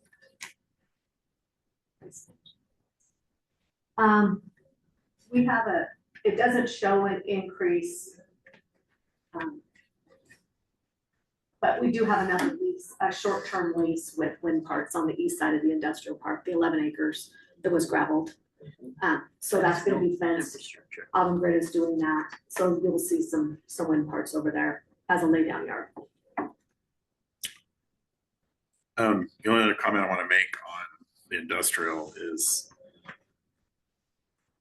we might have to pull another hydrant for replacement. I think Dewey said there was Oh, 5 yeah, down there. there was, Oh, just the other day, it was And, blowing water everywhere. I'll get with Daryl, but yeah, he was I working think on we're it. gonna get, they're gonna pull the one, replace it, and then Dewey said they could take it somewhere in the Tri-Cities to get it rebuilt, which will help on some of the costs, but. But why did it happen in the first place? Well, yeah, anyway, I think, I'll catch up with Daryl to see where we're at on it, because as far as Dewey could remember, these were the original ones. Oh, so maybe So- they could, it's time that they were. Well, I paying? think, we just gotta be conscious It was that, the one down by the old gravel plant or concrete plant, nobody was using it. We have 1.5 million, yes, they totally made it I some don't think repairs. so, I think it's just. yeah, late. so I'm thinking we might be looking to do some hydrants Yeah. this year Right, before we have a really bad yes. thing happen. Mhm. And the one hydrant, the one that's leaking, there's a valve, they can't isolate it, so we could have a couple little multiple issues, but Right, anyway, I'll get with Daryl and see where we're at on, but it sounds like that's all the original equipment. But we're So you're gonna, gonna have to put it into this budget. well, I think they're gonna try to do some of it, but I'm not saying we do all of it in this one. I don't think they can do it all. But Yeah. I think if we can do part of it this year and then maybe the next year, Finish it. I think the hydrants are almost 10 grand, oh, How much? okay, 10. all right. Wow. Yeah. How So- many do they have now? I thought he Do said you know? 5 or 6. And this one he's pulling, he said, I don't remember the name of the outfit in the Tri-Cities, but he's gonna take it up there and they said they can rebuild it, so. But we've got to get on the rest of them, I think, too. Right. So Okay, I'll get with Daryl. You reach out Thank to Daryl, great. Grain lab, relax, no it's cleaned changes there. out. Ready to go. Oh yeah, the grain lab is ready to go, so if anybody wants to rent it, spread the word. 212 that We haven't had any bites, huh? No bites. Leah, this is on me. I was sick at the end of last week and then I had my bereavement leave, so we never got to touch base. Is the beginning fund balance that we have proposed, I mean, it's just the budget will get better figures next year, but when I looked at the proposal, Daleen hadn't put a beginning balance, so I was just gonna put it. Yeah, I don't think it should be that high, but, I sent you guys all the stuff, but that was last Wednesday and then I was gone, so Yeah. I didn't get to follow up. by the You way, it guys- was a very nice service. You did a great job. Thanks. Yeah, I don't, it should be just money in and money out, so. This number right here, or the beginning balance that I have for 24-25 comes from our audit. Okay. 23-24 audit, so I'm confident with this 76,000 as your beginning balance for this year. Solely because it came from our auditors. Yeah, Then it's just, there's a year that we're missing there to show, I mean, that's another increase of 30,000. So you brought in more revenue than was expenses, and then just there at the 137 is another fiscal year. But I think we can, if we have discussions, we can adopt something differently, right? From what's proposed, so we can meet this week maybe and just hash out. Yeah, and then it will be your, That's what's in there right now, the 137. Aside from that, there is no major changes.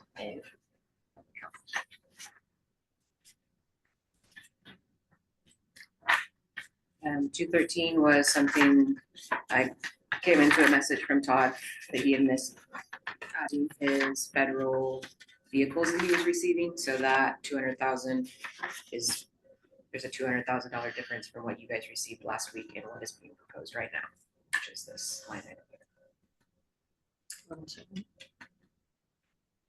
Oh.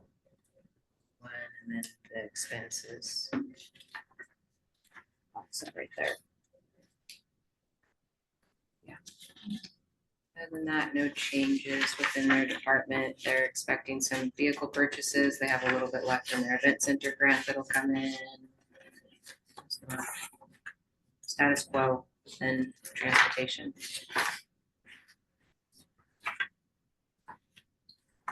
We went through 230 capital projects. What we have planned for this upcoming fiscal year to be used out of the capital projects is the fair office is being replaced, so that'll come out of there, but a lot of that comes out of this fiscal year, I believe. And then as Dewey explained, we'll be chip sealing the parking lot. That will be coming out of there. And then we're looking to replace the HVAC system throughout the courthouse. So that will be an expense there. That's not all of that. At this point is just living off of investment earnings. That's how it's growing. Because they were historically doing a transfer from the Economic Enhancement Fund, which was taken out in 2023. But there's always transfers that can be done in the future if it's got a large balance in it at this point. Yes. There's no massive projects that the county is looking at. Okay, before we get into 232, I would like to take just a little bathroom break. I'm sorry. okay. We're doing great on Please time. don't be sorry. 10. It is 10:10. We are back from break. And we will move into the Economic Enhancement Fund. Okay, Chris, do you want to So go into this? yeah, I just have the narrative up here. So we renegotiated the host fee agreement. So it went into effect January 1st and it will run through December 31st, 35. It includes a 5% increase in host fees. And you in Brooklyn's budget message, you heard the amounts that we receive per ton.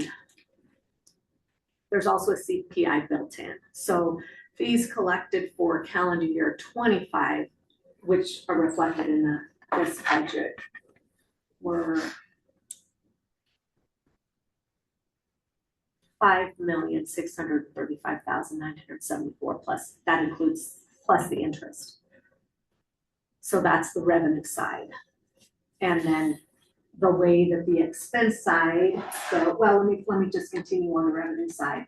So we received a large broadband grant. This is for aerial fiber in the north end of the county. So that is year 1 and 2 of a 4-year project. We don't know if we're gonna complete year 1 and 2, but our consultant recommended that we budget year 1 and 2, because there's a chance we could get them both done this year. Also, we're going to be receiving the funding for an EV charging grant that has been held up by some things that's happened with the state, different project managers and delays with ODOT. It's an ODOT project that delayed that. So that should happen this year, the majority of that project. After about 4 or 5 years. Yeah.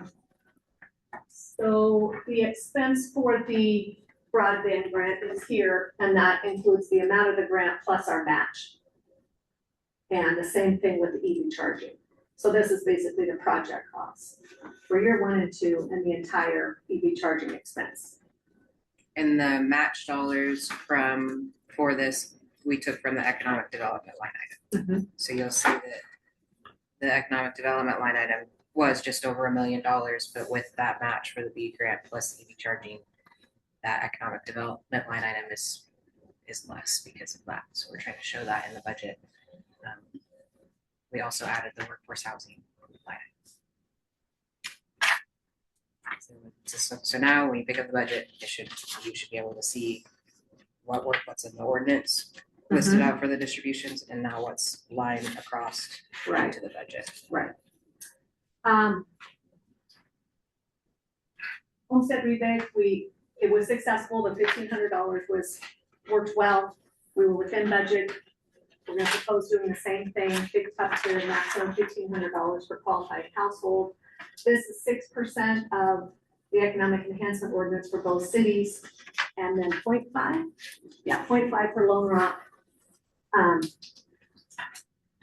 Project development costs and economic development, as well as the match for those grants, all come out of the 20% that is in the ordinance for economic development. As well as we've joined Mid-Columbia Economic Development District, which is a great thing for us. And there will be about a $50,000 contract to them for them to work with us in some specialized contracts that we're going to develop around economic development. Is that 50 every year? Roughly? Yeah, it'll be 50 every year. Sherman County is currently 50. So I just went with that. And then I want to propose a river patrol as the economic enhancement. I love that idea. Thank you very much. We need it so bad. It's horrible. It's horrible. Amy Nation's program, she said that she can potentially help. And then I've had some other suggestions of ways that we can just get it going, see where we start, and then maybe build it and grow. I don't know. Will that include the freeway or can we even do the freeway? We don't have jurisdiction on the freeway, but I've been talking to Scott Peters about it. Their main concern is their ODOT funding. But I've had some talks with some other people that might have some ideas for them. Maybe get something going. Drove through Umatilla County and I noticed that they had some yellow bags. They've been doing litter patrol there, so why aren't we? So it's possible. Yeah. If I could just comment on that real quickly, especially Blaylock Canyon, Philippi Canyon, used to be the Nordic crew would stop and they kept that really clean, and it is horrid. Yeah. And so That's where we can start. Yeah. That's where we can start. We gotta start somewhere. We can't do it all And at I once. really doubt if ODOT would care if we picked up. No. That was due to waste management attorneys finding out that we can't compete against private entities. And so at the time that it's COVID too, so we couldn't take them out. But I was working with state parks on contracts as well as beginning conversation with ODOT contracts for litter patrol to keep it busy. So. Because it's been 2 or 3 years, probably, or more since the use. More. 5. Oh, COVID, when was COVID? Oh, before. Yeah, it's been Oh, it's 5 been since then. After Okay. we forget. 5 years. So we were doing some work for the parks, like state parks. Yeah, I really miss those guys not picking stuff. Yeah. It's bad. And it's a reflection on Yes, it is. It is. And it's to, I put it out there to the other three sheriffs of Northport. But I would want it organized and operated through Northport so that they got the revenue Yeah, from it. right. But so far, the first comments haven't been positive. They So, haven't? well, no, but we haven't talked about it either. We just need to have conversations, talk about how we're gonna do this. But we need some money to get the ball rolling. Yeah. The AICs, I mean, they come to fire. We're gonna set them up a little fire camp. Oh, yeah, I Just I keep them for a know, week and and they can go out there. I'm not There you go. understanding the thought process there, but we'll get into that. See what we come up with. And we put a little bit of money in here for adult education, as well, for some. How to pay your taxes, how to budget, how to do investments, how to Mhm. lead in your community, how to be a volunteer, how to, that came forward from our town hall meetings. Yeah, Right. That would be nice. Yeah, it was something that was brought, was bringing folks from out of the area or folks within the area to continue to educate folks, however that may look, researching something or Mhm. always Right. learning. Judge, is this the fund that we're talking about, emergency services? Right, Yes. but not now. This is just currently what our economic enhancement ordinance, how it's split. When we make that change, we can talk about it if you want to talk about any of that input now, but that would be for the county court to talk about based on the input and the feedback we received when we had our prior two budget committee meetings. But if you want to continue to talk about that today, if we have time, that would be good. We had talked about, or I had said in the meeting, just some very high conversations about the unappropriated balances in this fund and in 235 specifically. Just to encourage folks in the community or the budget committee to have conversations about any future projects they're looking for or how this money may be allocated or appropriated and utilized in the future, and then how the ordinance eventually that'll come later. I think how we it's need broken to, out, but- once the budget's passed, then have our public hearings and our ordinance to reallocate some of this based on that feedback. Because it takes a while for those Mhm. figures to move, once they're set. Because it's like the next August is when the funding. It goes a full year, and then the next August. Yeah. So, but yes, I think at least myself, I think that we need to be finding a way to fund EMS. In part, or a reserve fund, or some sort of EMS support, Especially from the south end. emergency services. For sure. I support that.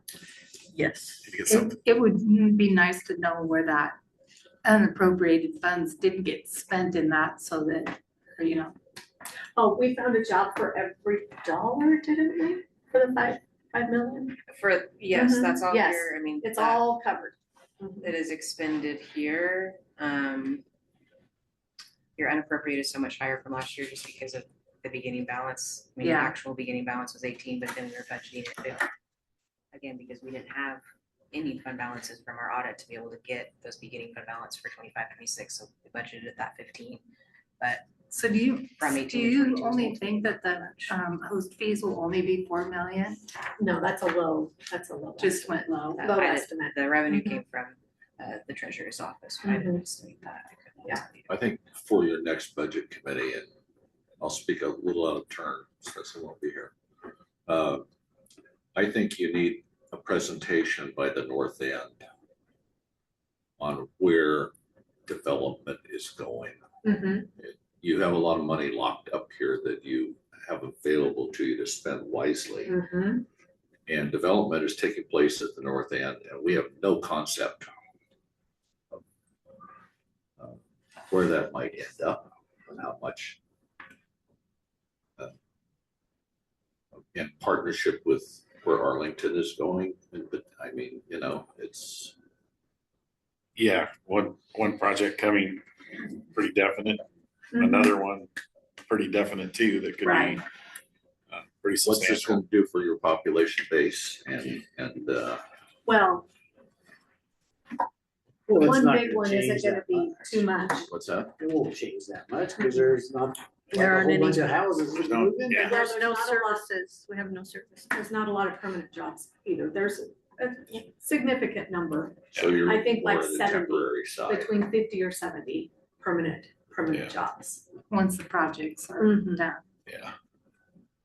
But the other thing is, like I say, everybody's housing, you know, just gotta keep trying to work on developing that too. Right. So we had a housing solutions meeting, and out of that came the discussion of doing a housing study, to actually do an actual in-depth housing study. Oro County did one, their cities were involved, received positive feedback about doing a housing study from a couple of entities and the Condon area, but Arlington had been silent on it. So I went to their city council meeting last week and asked them, are you interested in being part of this housing study? They need some time to think about it. But if we're gonna do a housing study, we need to be able to utilize the results, and everybody needs to be on board. Things like the demographics, how many homes do we need in the next 10 years? What type of houses? What's the workforce we're working towards? Those types of things, through a consultant. Well, hopefully that'll open up some doors possibly for some other funding too. Right. Right. So they'll have an answer to It's me. pretty much required for any of the federal or state funding to have a current It's been 8-10 years, the last one we did do, right? 2017. It was 17, but it wasn't a full, it was Was more of a survey. Oh, okay. Yeah, but it was the last, we've never really done one like this, so. The other side of it is that right now, perhaps Boardman as an example is providing, is the bedroom community providing housing for some jobs here? Oh, yeah, Mhm. yeah, Oh, there, yeah, And so you want it to remain that way? yeah, I mean, the county's got some options here. that's right. City of Arlington has to get on board, or Right. or Mhm. it's, So they Yeah, it's were their on board? community. They- Well, it's not that they weren't on board, it's just they didn't communicate with us like others did, like the port did, like PCDC did, like the city did about wanting to do this. They're a big part of this equation and they're gonna see the most growth, so we need to know, do you wanna take part in the study? The study that Morrow County did named the cities that participated, so we have to know if they wanna participate. And they need to, I sent them Morrow County study, I sent them the actual RFP, all of the information that they can look at to decide if that's going to help them. So did we actually budget for that? And We can utilize the workforce housing line item if we need to. Okay. There's no funding within this I've seen so far for the port. For the port, Yes, for the port. We aren't sending, there's nothing in our budget that's moving to the port this year then. no. no, there's they not, get taxed. yeah, there's Yeah, never they're a been, taxing district, so Yeah, they get their right. own. But they Yes. haven't needed additional funds. Oh, I see what you mean. For the Alkali Ridge project, maybe, is that what you're talking about? No, they haven't asked yet. We do have the competitive grant Yeah, I program, was which gonna will be say opening up, They got a and they could grant for apply Alkali Ridge for 1.2 million. Yeah. So they did receive a grant from the county for the Alkali Ridge project. through the SIP funds. they're not a line Sorry item in the about that. budget. No. Right. Okay, north and south and special projects, yes, that's our grants. Withstood the test of time, definitely, that grant program, and then the small business development grants goes to the Chamber of Commerce. I'm excited about this MCED arrangement. I want to be able to utilize this fund with their expertise, help, networking with other counties and cities to leverage funds and make our county the best it can be. And that total 230 does not go, I think 185 goes to Right. the the chamber, so yeah. there's still, 60,000 of that small business development. And see, that's an example where we're not utilizing the full percentage, and that's why dollars have been going into unappropriated. We've never, We I need guess, to, yeah, is there, I don't know how that, I don't want to make them all revolving funds, but Yeah, maybe separate spreadsheet tracker that tracks your carryover so that this you is can what we budget that. I actually don't know how spent, you this is guys the want to. carryover and what Yeah. categories, because technically, you know, we're using this ordinance and saying 6% of X, well, that's not a good example because The workforce housing, every year Oh, we yeah. have 8% budgeted, but workforce housing, we're not, Yeah, Um, haven't spent it. if you over don't the spend years. it, it doesn't get spent on workforce housing. Yeah. So it's just going in unappropriated with no earmark. Right. So that's why we have the unappropriated amount at all. But there's advantages to that too, because if we ever got in a financial crisis or something went wrong, Right. to a degree, Yeah. we have some cushion to live on. Well, like you say, something happened, Mhm. we can go into it. We Yeah. do some. well, yeah, it Special. would be not financially smart to just rip it all out of there. Yeah. No. Something- No. Spend it all at once. It definitely, it has to be tied to economic development for sure, but, And these are the transfers that come out of there too. oh yeah, so the childcare, this is the amount that the county board and the budget committee last year designated for the childcare savings endowment. This is the second year of that, so that's in earning interest as it was intended. Road department is, let's see, 15.5% goes in every year of the approximately 5 million. And then the homestead rebate transfer.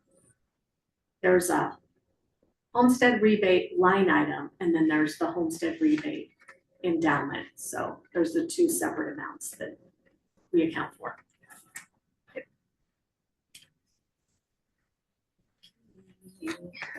Any other questions for 232? That's our biggest fund to go through. Yeah. Not right now. Okay.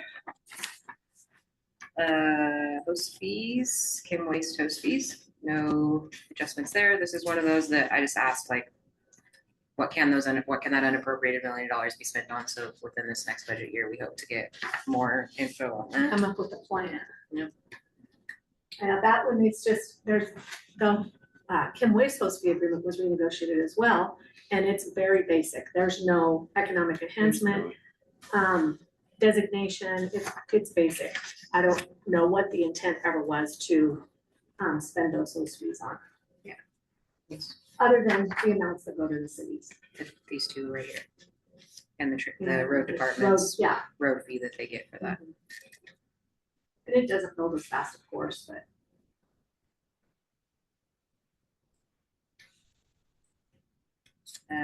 Just the major change here is that they had that grant last year for the event center. That's not expected this year, so their fund drops down quite a bit, but no major changes there. Yeah, and I think we got the other 220,000 too, that just goes back to the county for, That Business Oregon. Yeah. commitment? Okay.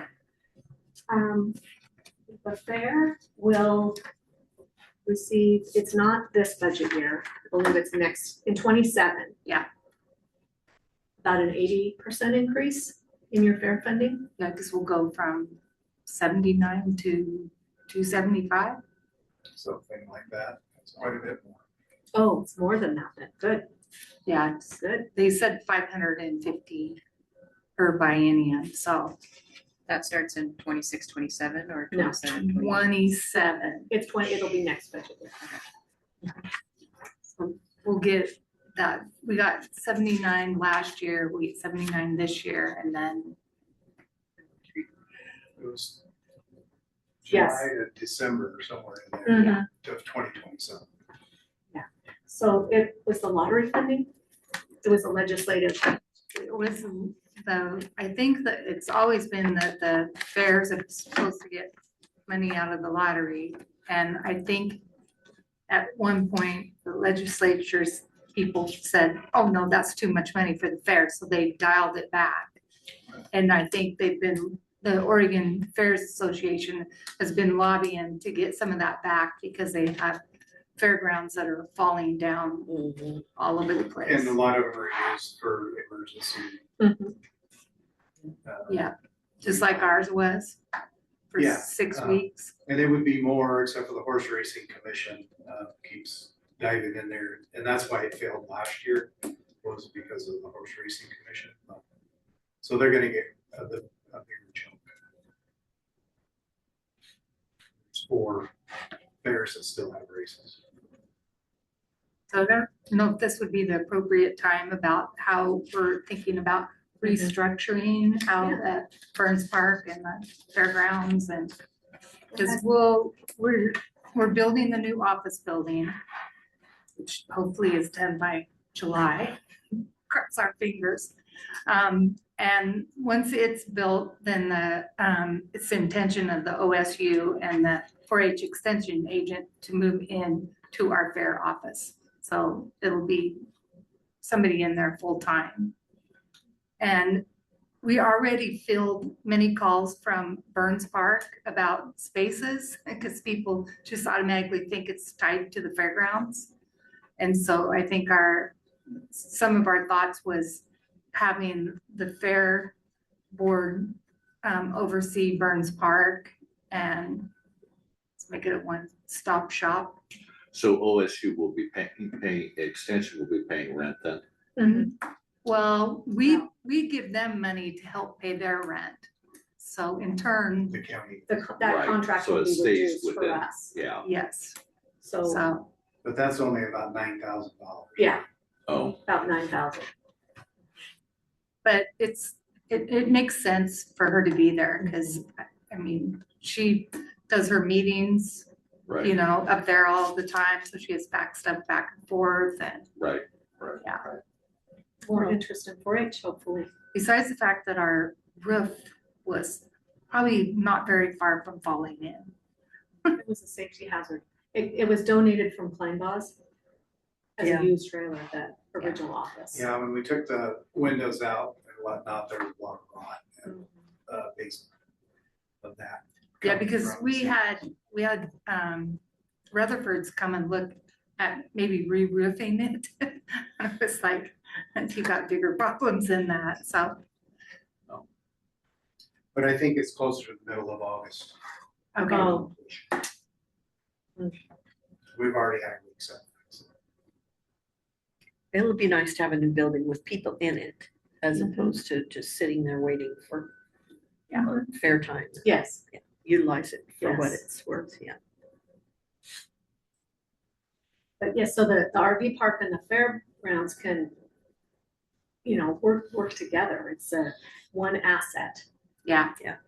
I know Sammy fielded calls all the time from Burns Park, when they'd call and say, the dumpster's full, and she'd have to go, I'll get a hold of Daryl. So Yeah, she could it's- just take care of it. Yeah. That would be So, nice, yeah. Next fund is 235, wind energy SIPs. No, I mean, aside from the projects coming down, I'll just let Judge Pat speak to this. So Shepherd's Flat, this agreement has 1 year remaining. It ends in 27. So it's the last of this large 15-year SIP payment. The payment will be made in December of 26. And it's expected to be about $3.2 million for that one project. so there's not one at the end of 27. So, no, this budget year, it will be paid in December of 26. That will be the last payment. Okay. And then it'll roll into full taxes. So, this, in the other project, which is Montag, it had a reduction in a local improvement payment this budget year of $400,000. So we accounted for that. And so the taxes are going to be very favorable. That's the projection. The problem is, and I kind of took Sherman County's lead on this, they just were very careful with the data and the numbers that they didn't want anybody counting on money that was. Right. Department of Revenue values it, so you don't know till when in the year, like August? Yeah, it's pretty late. To find out what the values are. And anything that could happen with that. So projections are it's going to look good, but until we have solid data, we're not gonna know. We're gonna get more property taxes for sure. The good thing is that this is a repower. Value has, is more value because of those components. But the other thing that the districts need to realize, North Health, North Fire, North Cemetery, the port, as well as Gilliam County will see an increase in their property taxes and a reduction in the SIP payments. So you'll do estimates, I'm sure, let people know when you get closer maybe. I don't know how the assessor chooses to do that. Yeah, he usually sends out estimates every year. Right. For the current year's property tax. Yeah. But this December is the last SIP payment. Yes. 27 should be Taxes. taxes. Mhm. Okay. Yeah. So do you know where those appeals are? Same status as the last few months. They are, I think, supposed to be scheduling a hearing for the second court status in the lower court, but we don't have a date yet. But it was a favorable outcome. It was a favorable outcome, yes. Okay. They just have not set the actual valuation amounts. They remanded it back to the lower court to actually value it. Okay. But it was ruled in favor of the department. Okay. All right. All right. No other changes within the expenditures. Uh-uh. This is where we transfer to make the general fund whole, the weed department and the library whole is under it's just under $600,000 in transfers go out to balance those funds. The other thing to note is after this year, the city of Arlington and the city of Condon were given a portion of Gilliam County's community service fee that was done 15 years ago. And they're not going to be making that up in any taxes. So they need to be prepared after this year, but they won't receive that. Out of the SIP.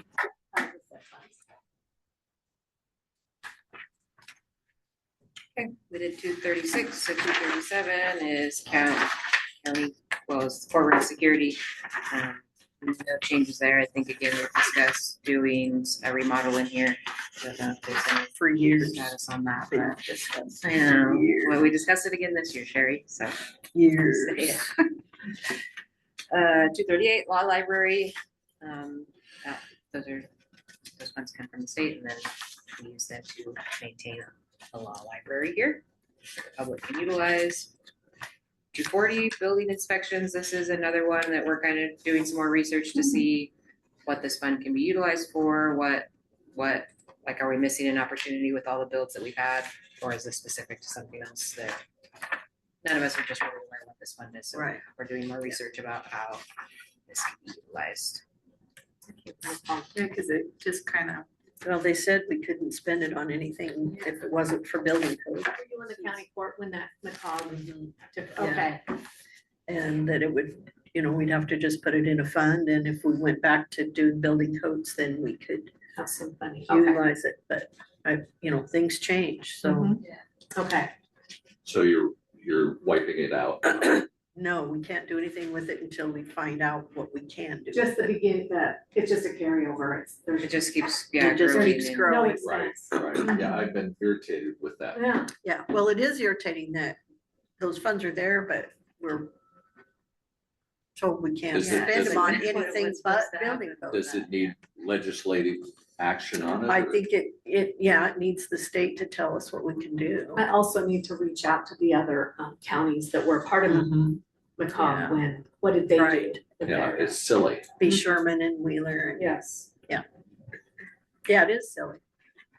So Just a one waste thing we of That want, should money. shift back into your general, I mean, if we could have used them Yeah. for our building expenses that we actually incurred, yeah, Right? but we didn't, like the fair office. Well, Transportation building. transportation building, yeah, there could be some. a new HVAC. all the way around it. 301 we did, 310 is phasing out, 326 is homestead rebate endowment, nothing changes there, that just keeps getting the transfer from whatever the percentage is, 2.5% or 2%. Transfers in there. So we slowed the growth of the fund, of the Yes. unappropriated ending Yeah, so we're living balance. on the interest and yes. Yeah, I think that was the intent. Is that true? You know more than I do about. Yeah. It was, the intent was to get it to a certain point and then. Let it and ride. then it kind Yeah. of just kept going. Mhm. There was a time, like if you look back in the notes for the ordinance in like 2010, that they stopped doing the payment into the economic enhancement, and then it came back in. So there has been changes to the ordinance where they Oh, okay. stopped making that payment, but it's here now. And I think ultimately the intention is that if Kim Waste was, or the waste management was ever to go away, we would still be able to offer this program to the residents of Gilliam Yeah. County. But now we're just, the $1,500 is that other percentage that we get. The 3.5% just goes in there, 3%. It's still, I mean, it's still, I think it came out to be 20 years that folks could live off of that unappropriated Indian fund balance should Yeah. waste management go away. The one thing we might be able to do on the ordinance is just, we have 3% going into, or whatever percentage going into the line item and then 3% going into the endowment. We can simplify that, I think, at I this think point. there's 11, I got it here, it's 11. 11 and a half Right. to the distribution. Yes, that's and the then line 3% to the Mhm. endowment. Yeah, So but they used to transfer this excess in from that 11.5%, and now we're utilizing that full Yes. 11.5%. So Right. there's no more of that transfer, but the 3% to maintain the fund is still going, it's just a much smaller amount. probably. And then 328 is the childcare endowment. No expense line items out of here. It's still an unappropriated dollar amount, but once discussions are had about that and where that money's going to come from, expense line items will come into that. That's a good chunk for. Yes, it is. I've heard some discussion about universal childcare at the state level. I don't know where it's going to go. No, not childcare, sorry. Preschool for 3 and 4-year-olds. Yeah. So we'll see what that. When I did my Ends up- taxes yesterday, it asked me if I was from Multnomah County because of their preschool promise tax that they have. Oh, yeah. Oh, yeah. And that closes us out. 328 is the last fund. So I need a few minutes just to make sure my balance numbers the same. I know we didn't change anything, but I want to verify 212. I'll come back with the spot on line I think figure. we have a much better understanding of there are. It's not talking about Yes, this. you have. You really have. This makes a big difference in how you make your decisions. It's- I think being able to see our reserves split out and then knowing that there's still those unappropriated. Wait, let me share my screen. Now that I know it's there, I had more kind of come over and work on my Raven system. No, did So maybe Damien I'll chime apply in? for a grant for that. That we were able, originally, you know, we talked about the special payments and reserves in one, so it was hard to see what your reserves were pulled out. But the recap shows you what your true reserves are. However, we still have quite a bit of unappropriated dollars that, you know, at some point, this isn't the number clearly, my filter is not working there, but there are some conversations to be had about. Yeah, unappropriated waste balances. Right, okay, so that, eventually we're gonna have to figure out what to do with the balance in SIPs. Yeah, Oh, The,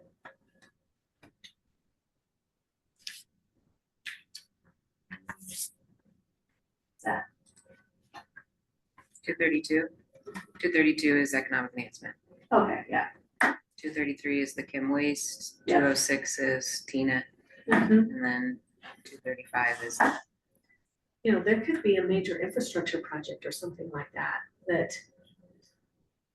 we need.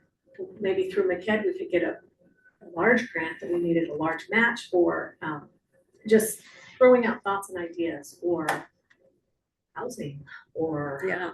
who knows? Arlington will need a childcare eventually. We also need to remember how much we're gonna ask others to build for us. I guess, do I need to ask if there's any questions and comments from the public?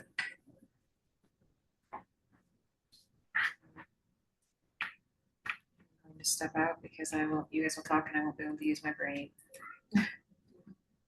Okay, for those of you on the Zoom, we are going to take a little break so that I can finalize the beginning balance number. And then we'll come back.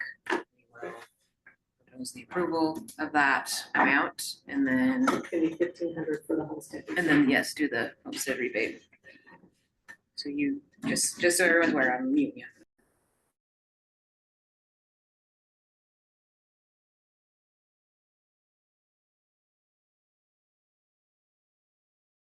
So that was $1,500. Trying to go to jail. Yeah.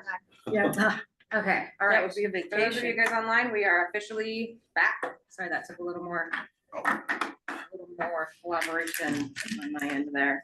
Okay, we have the total numbers. So now we are on 5.0, set homestead rebate percentage, and 6.0. So we need motions for those. So if someone wants to read 5.0. I'll move to set the homestead rebate for fiscal year 2025, 2026 at 100% of the property Yeah. tax. Sorry. it's That's not 26, right. It should be 27. 26, 27. Oh. I didn't update the sample motion That's okay. apparently. I apologize. Okay, I'll start over. I move to set the homestead rebate for the fiscal year 2026, 2027 at 100% of the property tax bill not to exceed a maximum of $1,500 per qualifying homestead. Second. Pick your second. Wally. All right. All in favor, say aye. Aye. Opposed? All right. On to number 6.0. So what is the amount?